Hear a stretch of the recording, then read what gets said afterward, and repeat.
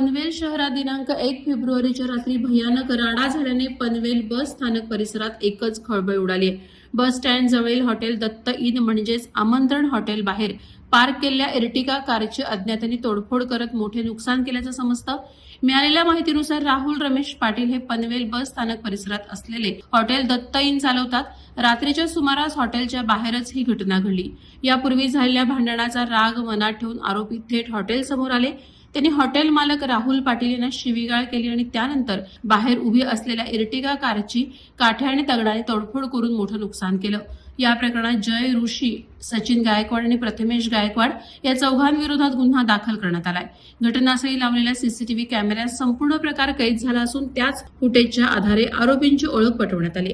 पनवेल शहर पोलीस पुढील तपास करत आहेत. दरम्यान शहरात अशा प्रकारचा दहशत माजवणाऱ्या घटना घडत असल्याने नागरिकांमध्ये भीतीचं वातावरण निर्माण झालंय.